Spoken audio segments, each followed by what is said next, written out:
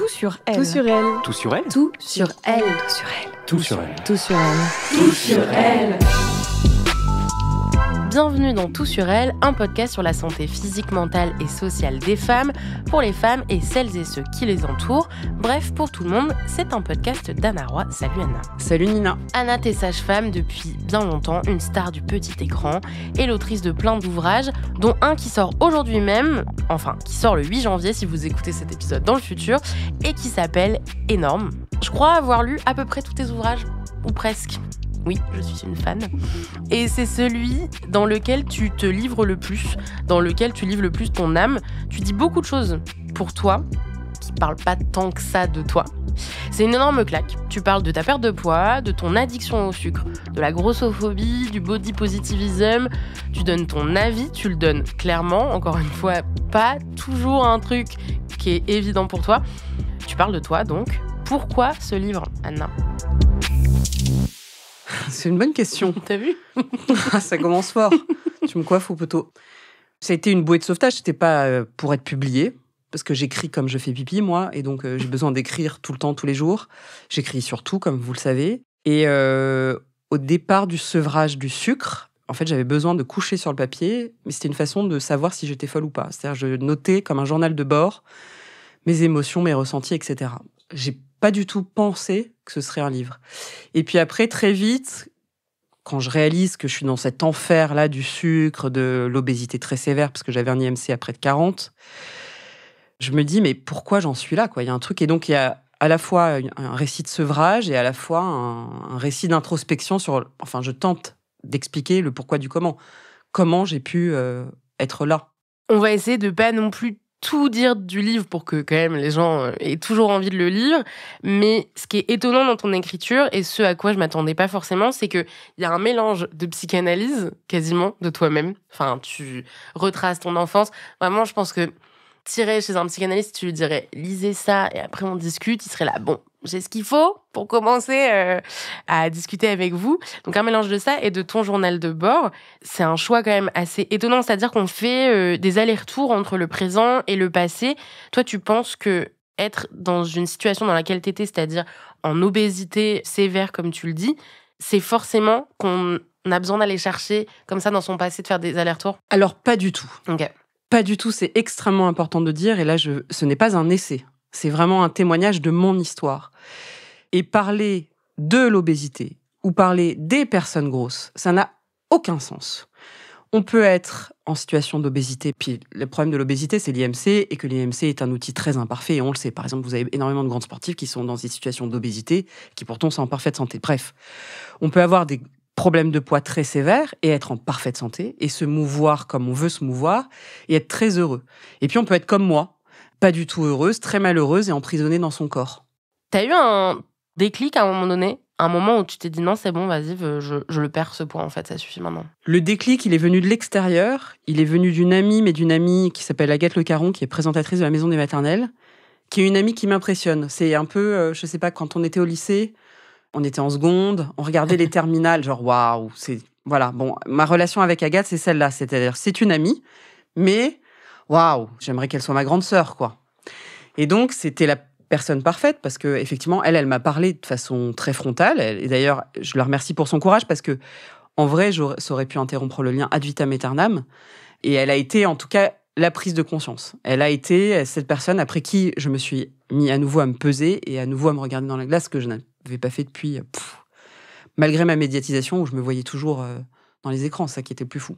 Aujourd'hui, après avoir écrit ce livre-là, après avoir perdu le poids, et on reviendra sur la difficulté de faire un régime et de la perte de poids, mais t'arrives à comprendre pourquoi tu l'as pris ce poids-là ? Parce que ce que tu racontes dans le livre, c'est une prise de poids rapide en plus.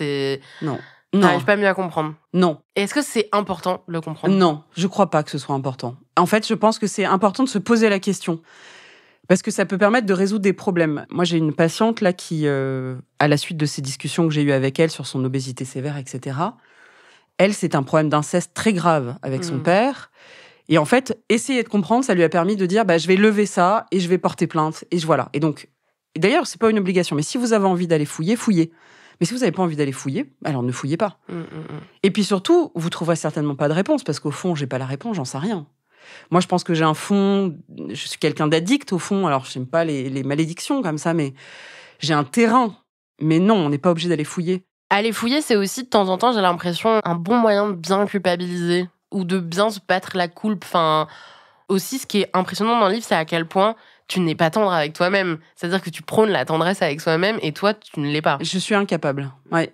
Ça, c'est très difficile pour moi. C'est vraiment les cordonniers sont les plus mal chaussés. On dit, mais c'est terrible parce que j'aimerais vraiment avoir la tendresse que j'ai pour les autres, l'avoir pour moi. J'en suis incapable. Pourquoi? Ça aussi, je peux me poser la question, mais non, malheureusement, je n'ai aucune tendresse à mon égard. C'est terrible. Mais la vie est longue. Peut-être je vais l'avoir, cette tendresse. Bah, je te le souhaite, franchement. Parce que je vois bien que ça existe chez plein de gens. Donc, je me dis que c'est possible. Et donc... Un entre-deux, déjà. Oui. Un petit middle. Mais c'est vrai que j'ai ce poids de la responsabilité. Je me sens responsable de tout. C'est un peu chiant. Ouais. C'est ma faute si, c'est ma faute ça. Donc, il m'arrive des trucs, je me dis, c'est ma faute. Toujours, c'est ma faute. Ma très grande faute. Bizarre. Bon, enfin, c'est comme ça. Mais ça peut changer. C'est important Ça peut de le changer. dire. Oui, voilà, ça peut changer. T'as perdu combien de kilos? Aujourd'hui, là, Ouais. attends, je fais mes petits calculs. Toup. 41. 41. C'est énorme comme le titre du livre, vraiment, genre, c'est hyper impressionnant. Comment t'as fait? Première question, parce que je sais la réponse. À quel point c'était dur? C'est extrêmement dur. Voilà, c'est extrêmement dur. Et là encore, dans les parcours d'amaigrissement, quels qu'ils soient, chirurgical, pas chirurgical, etc., on n'a pas idée comme c'est dur. Vraiment, j'aimerais rencontrer des gens pour qui ça n'a pas été dur et qui témoignent. Moi, j'aimerais bien que les gens témoignent après ce livre, beaucoup plus facilement sur ce sujet très tabou du corps et de la prise de poids. En fait, c'est extrêmement tabou. Hein. Et j'aimerais bien savoir si pour certaines personnes c'est facile, parce qu'on dit oui, le rééquilibrage alimentaire, c'est très facile et tout. Waouh, moi, je ne trouve pas que ce soit facile. Alors, moi, après, c'est particulier. C'est pour ça que je dis qu'il ne faut pas parler de l'obésité de manière générale et de la perte de poids de manière générale, parce que moi, c'était vraiment cristallisé sur le sucre. Alors, je sais, on dit que l'addiction au sucre n'existe pas, donc j'en sais rien. Je ne sais pas quoi penser. Je ne sais pas ce que c'est. Est-ce que c'est un trouble du comportement alimentaire? Je ne sais pas l'étiqueter. Bah justement, c'est intéressant que tu évoques ça, parce que ce n'est pas un rééquilibrage alimentaire. Pendant 100 jours au début, puis plus, tu t'interdis toute forme de sucre ajouté, transformé. Oui, alors là, je tiens à préciser que je me suis à aucun moment interdit les pâtes, les féculents, les fruits. Mais effectivement, moi, j'ai un truc complètement déglingué avec le sucre. Et que je n'ai pas. Parce qu'on peut m'appeler Madame Alimentation Méditerranéenne. On peut penser aussi que je suis mariée avec Ottolenghi. Non, mais vraiment, Ottolenghi, allez voir qui c'est mon mari. Mon mari caché. Je fais que des plats comme ça. Donc, j'ai un vrai goût pour les trucs hyper sains. Mais le sucre, là, c'est déglingué, quoi. C'est un rapport déglingué. Alors, peut-être c'est un trouble du comportement alimentaire, et peut-être que ça n'a rien à voir avec l'addiction au sucre. Ça, j'en sais rien, à la limite. Et presque, j'ai envie de dire, je m'en fous. Mais en tout cas, c'est vraiment vis-à-vis du sucre. Jamais je vais me manger beaucoup de brocolis, beaucoup de saucissons, ça ne m'intéresse pas. Si quelqu'un mange beaucoup de brocolis, qui glisse dans nos commentaires. Bah oui, non mais voilà. Je me gave de brocolis. Non, mais ce qui est intéressant, c'est justement c'est super dur pour toi d'arrêter le sucre. Et on voit dans le bouquin, en fait, c'est des symptômes, en fait. C'est pas juste, oh là là, c'est dur d'arrêter le sucre. Non, c'est dur d'arrêter le sucre parce que quand tu l'arrêtes, ton corps, il te dit, oh, qu'est-ce que tu fais? Rends-moi mon sucre, en fait. C'est horrible. Et là, quand même, je voudrais vraiment préciser que les quantités de sucre que j'avalais, moi, je suis pas du tout anti-sucre. Moi, je trouve ça génial. Je vois mon mec, par exemple, il mange un fondant au chocolat le samedi soir, un autre le mercredi soir, il est content, il est heureux, mais c'est merveilleux, super le sucre. Enfin, moi, je suis pas du tout dans le discours supprimons tous les sucres, pas du tout. Mais là où c'est différent, c'est que moi, j'étais malade, c'est-à-dire j'en prenais énormément. Et effectivement, j'ai eu un sevrage, je peux pas mentir. Je suis très hypocondriaque, donc je fais très attention. Je suivais ma tension, je suivais mon taux de glycémie 8 fois par jour, enfin parce que je voulais essayer de comprendre. Et de fait, j'avais des symptômes physiques extrêmement bruyants. J'avais des douleurs abdos, j'avais des vertiges, des tremblements, j'avais besoin de me coucher, chose qui ne m'arrive jamais. Enfin, j'ai eu un sevrage extrêmement brutal. Les gens peuvent me dire qu'il n'y a pas de sevrage au sucre, mais qu'ils viennent me le dire. Moi, je vous le dis, si, il y avait un sevrage au sucre très fort. Beaucoup plus fort que j'ai eu avec la cigarette, qui à côté est une promenade de santé. Et c'était ça qui était dur dans ta perte de poids, c'est arrêter le sucre, le rééquilibrage alimentaire. À côté, j'ai l'impression que c'était beaucoup plus simple, beaucoup moins douloureux. J'étais déjà comme dit mon mec, je connais pas une personne qui mange mieux que toi, mais c'était déjà le cas avant. C'est-à-dire que j'adore, et lui, il mange des légumes grâce à moi. J'adore cuisiner, donc de toute façon, les gens qui aiment cuisiner, souvent, ils aiment faire des trucs un peu sympas. En fait, j'étais déjà en rééquilibrage. Enfin, j'étais pas en rééquilibrage alimentaire, j'étais dans une alimentation, Madame Alimentation Méditerranéenne, vraiment. Ça a été quoi le plus dur dans tout ça? Est-ce que c'est faire face aux nombreux commentaires? Parce que perdre du poids, c'est aussi avoir des gens qui voient que tu perds du poids? Est-ce que c'est vraiment le régime? Est-ce que c'est ton rapport à tes enfants qui font un goûter tous les jours? Enfin, qu'est-ce qui a été dur pour toi au-delà de, on l'a dit, les symptômes physiques de sevrage? Ce qui a été dur et ce qui est toujours très dur pour moi, c'est cette période entre 2013 et maintenant, où quand même j'ai l'impression d'avoir été presque dans le coma, quoi. Alors, c'est extrêmement violent de dire ça et je mesure mes propos. Encore une fois, c'est pas du tout la même expérience pour tous les gens qui sont en problème de poids. Ça, vraiment, je tiens à le dire. Mais pour moi, c'était très douloureux parce que je me sentais prisonnière de mon corps. Et j'adore bouger et j'ai tout le temps besoin de m'agiter. Et là, je pouvais pas. Et ce qui a été dur, je sais pas, tout, en fait. Tout. Et puis là, maintenant, je sais pas qui je vais être. Est-ce que les gens vont toujours m'aimer?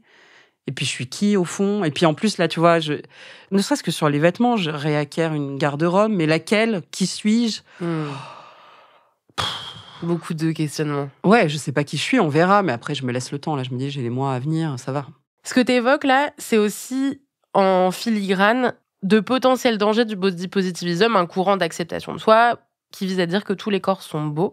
Toi, ce que tu dis, c'est que tu t'es pas toujours reconnu dans ce courant-là et qu'il y a des dangers dans le sens où, oui, tous les corps peuvent être beaux, évidemment, mais tous les corps ne sont pas en bonne santé. Je sais pas si je résume à peu près ce que tu racontes dans le livre. La base, c'est que ce mouvement est absolument nécessaire, indispensable, et voilà, point. Il n'y a même pas à discuter. Tous les corps sont beaux, il n'y a même pas à discuter. On peut être en situation d'obésité même très sévère et être heureux et être en bonne santé, il n'y a pas à discuter. Mais il y a aussi le droit à certaines personnes de s'élever et de dire « bah ok, mais moi, je ne m'accepte pas ». Parce que c'est fou comme... et je l'ai écouté aussi chez beaucoup de patientes, mais chez moi, il y avait un sentiment, quand j'ai commencé à perdre du poids, de trahison. De dire, moi, je suis pas une bonne fille parce que je vais plus être... T'es pas une bonne fille ou t'es pas une bonne féministe? Je suis pas une bonne féministe. Et ça, je me suis dit, zut, quand même, de ressentir ça. Zut, enfin... C'est toi qui le ressentais ou c'était vis-à-vis de choses qu'on pouvait te dire, de comportement? Enfin, comment ça se manifestait, ce sentiment-là? Non, je pense que c'est moi qui me le ressentais. Je pense qu'il y a des gens qui vont me reprocher ça beaucoup, de dire, mais là, j'ai déjà eu des reproches, des gens qui me disent, mais il fallait s'accepter tel que vous étiez. Bah non. Et non, et ça, je crois qu'on a le droit de dire que non. Et quitte à ce que j'échoue finalement, quitte à ce que... Mais moi, j'étais pas en bonne santé et j'avais pas envie de ça. Mais c'est compliqué parce que... C'est dur. C'est vraiment dur. Parce que... Bien sûr, mon propos n'est pas de dire qu'il faut s'accepter ou pas s'accepter. En fait, voilà, mon propos est de dire, c'est exactement comme le postpartum. Il n'y a pas un postpartum qui ressemble à une autre. Il y en a qui sont très heureux, d'autres très malheureux, d'autres ambivalents. En fait, chaque expérience est singulière. Et je voudrais que pour l'obésité, la grande obésité, parce que je parle pas des gens qui sont pas gros, en fait, ce soit la même chose. À chacun sa trajectoire, à chacun son vécu. Et on a tous des vécus différents. Pourquoi on serait tous dans le même sac? D'ailleurs, tu racontes cette patiente à toi qui est obèse, heureuse, qui le dit. Des gens dans sa famille sont dans la même situation et tu montres qu'il n'y a pas une réalité de l'obésité, en fait. Oui, il y en a plein. Elle est magnifique, heureuse. Alors, elle avait un truc que moi, je n'avais pas du tout, c'est qu'elle pouvait sauter, courir, danser, faire sa vie. Enfin, elle n'était pas du tout empêchée par ce poids. Au contraire, c'est vrai que c'est une femme très belle et très joyeuse. Elle est magnifique, quoi. Enfin, je veux dire, bon, c'était pas le cas chez moi, mais effectivement, donc, bien sûr que ça existe. Et ça, il n'est pas question de nier ça. Mais il est question de dire à ceux qui disent, moi, c'est trop douloureux pour moi. Ok, on peut essayer. Parce qu'il n'y a pas beaucoup de mains tendues, le problème. Qu'est-ce qu'on fait? Moi, j'aurais aimé vraiment avoir un arrêt de travail de 6 mois, vraiment. Justement, comment on soigne les gros? Là, on vient de parler du body positivism, mais il y a aussi la grossophobie dont tu parles dans ton livre, c'est-à-dire, tu parles de quelques remarques de gens qui, franchement, sont assez ignobles, de tes enfants qui subissent du harcèlement à l'école, etc. Parlons du milieu médical que toi, tu connais bien. Aujourd'hui, comment on soigne les gros? Quel traitement médical on réserve aux personnes grosses, obèses? Alors, il y en a plein de différents. Et puis moi, je ne suis pas du tout spécialiste. Il faut voir avec les spécialistes. Mais il y a bien sûr le traitement chirurgical, il y a des traitements psychothérapeutiques, il peut y avoir des traitements antidépresseurs, il peut y avoir 1001 choses. Mais ce que je voulais dire aussi, c'est est-ce qu'on les traite comme des patients comme les autres et est-ce qu'il faudrait les traiter comme des patients comme les autres? Non, parce que c'est compliqué, parce qu'on n'est pas du tout forcément malade de son obésité. C'est ça qui est très compliqué. Et c'est pour ça que je dis que à chaque personne, sa situation. On peut être en très bonne santé et être très heureux. Et on peut être très malade. Moi, par exemple, j'avais de l'hypertension, du diabète et tout ce qu'on veut. Mais c'est pas du tout le cas de tout le monde. Moi, ce que je revendique, c'est le droit à l'unicité et à la singularité des parcours, comme on le fait avec d'autres choses. Et que tout ne soit pas justifié à l'aune du poids, parce que c'est ça aussi qui explique certaines personnes.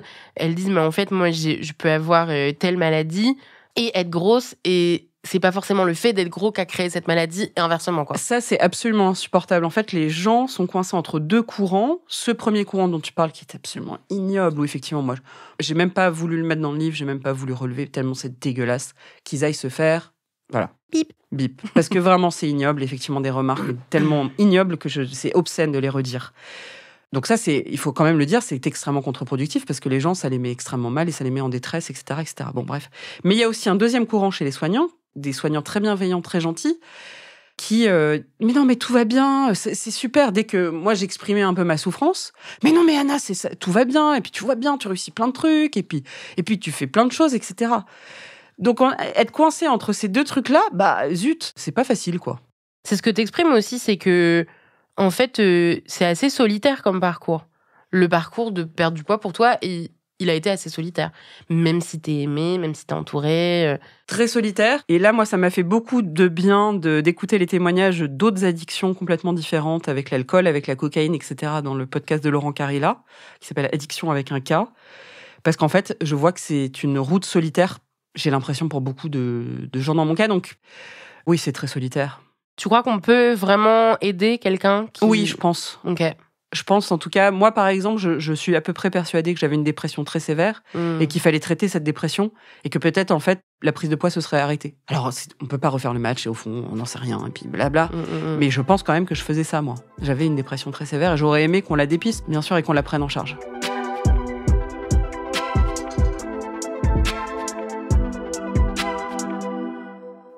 Tu le fais pour qui, ce livre ? Ça, c'est une bonne question. Moi, ce que je me suis dit comme objectif, c'est que je m'étais fixé un objectif de... Si je peux aider 8 personnes, alors c'est bien. J'adore, parce que c'est sûr que ça va être plus.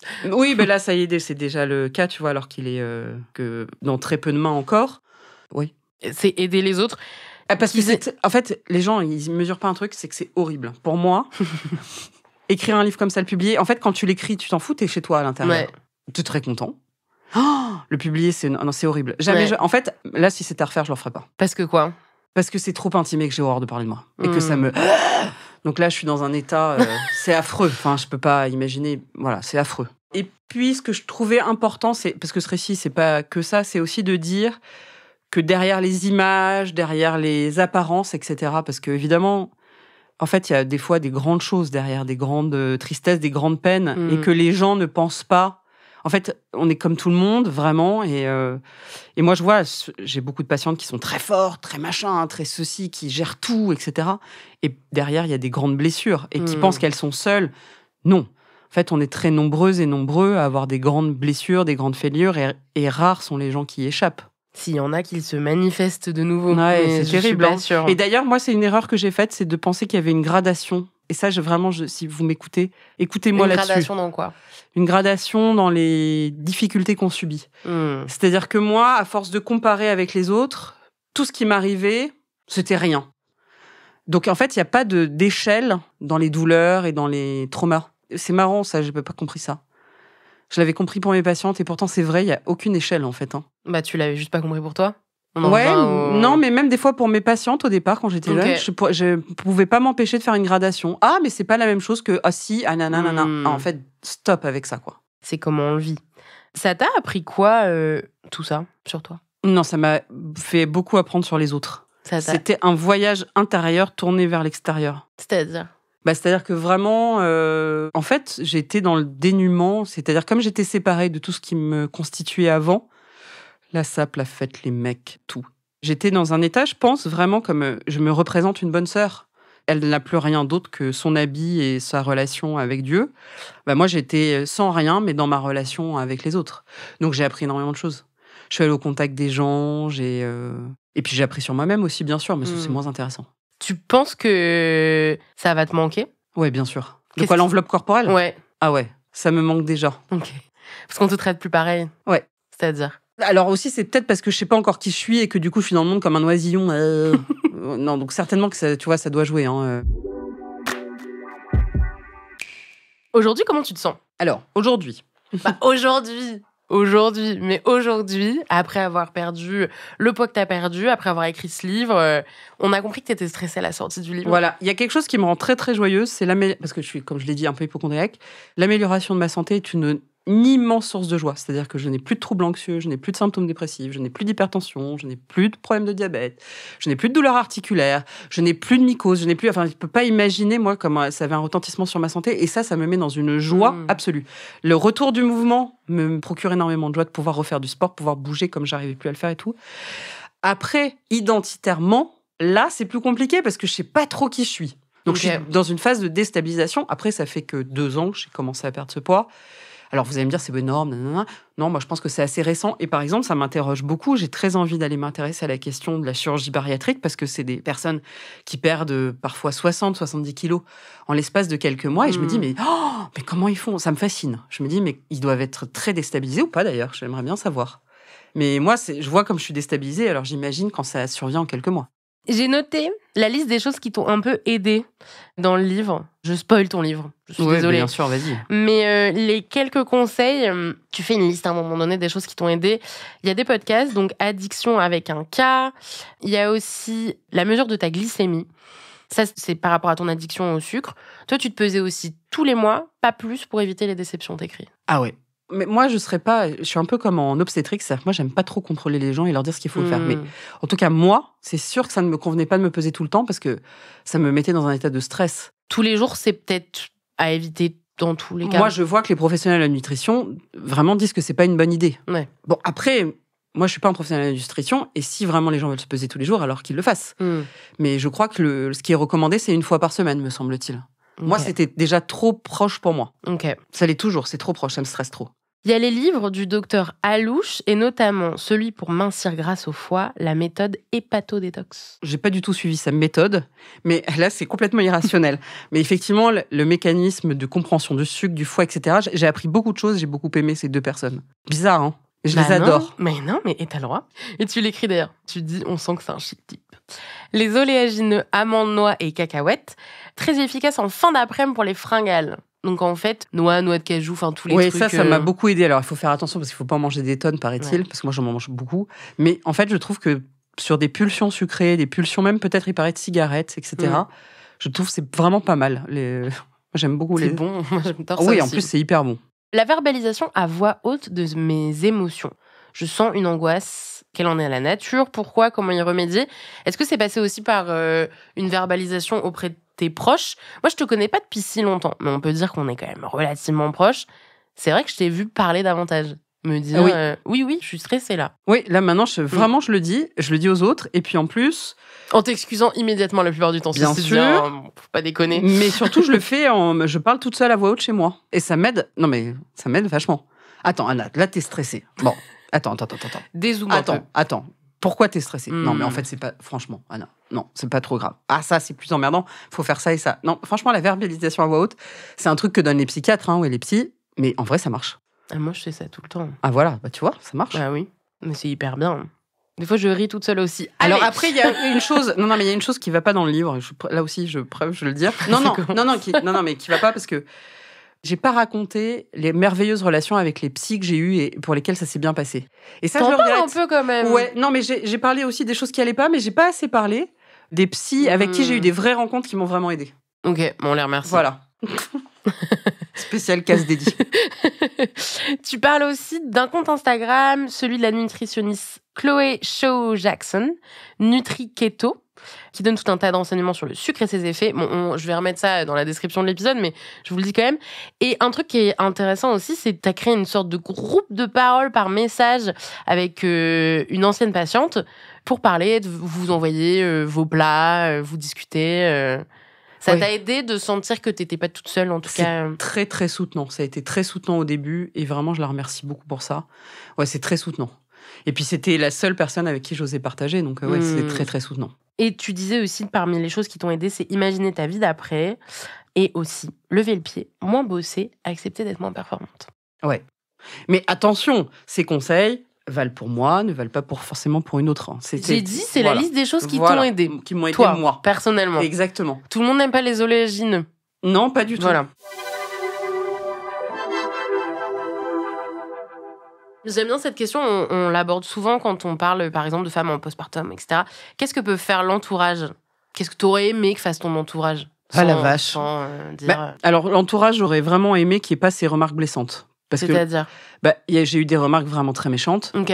Pas des gens très, très, très, très proches que j'aime. Hein. Pas mon mari, pas mes meilleurs amis, évidemment. Mais des amis qui ont eu des remarques vraiment très, très méchantes. Et ça, c'est terrible parce qu'il faut comprendre, c'est un peu comme quand on est en postpartum ou qu'on accouche et tout. Ces remarques-là, on est dans un moment de vulnérabilité quand même intense. Elles restent gravées toute ma vie. C'est-à-dire que moi, je suis obsédée par une phrase qui revient en boucle. Donc ça, vraiment, putain, commencez par là. Surtout, dites rien et... Enfin, si c'est pour balancer des méchancetés, surtout fermez vos gueules, quoi. Mais par exemple, ce qu'a fait Agathe, ça t'a aidé? Ça m'a aidé, mais... Parce que c'est dire quelque chose, en fait. Oui, mais tu vois, peut-être que si ça avait été mon mari, ça m'aurait pas aidé. Tu vois, je sais pas, en fait. Mais je pense que faire ce qu'a fait Agathe, c'est-à-dire en étant proche, mais pas trop proche, de dire, en fait, je t'aime et je m'inquiète pour toi, t'as le droit de ne plus jamais me parler, mais je suis vraiment inquiet, quoi. Et donc, est-ce que je peux pas t'aider d'une façon ou d'une autre? Est-ce que tu peux pas faire quelque chose? Ça, on a le droit de le dire. Moi, je l'ai fait, là, avec une amie qui est alcoolique. Ça faisait 5 ans que ça durait, cette situation. Et j'avais jamais osé lui dire. Je me suis dit, allez, Anna, saute dans le bain.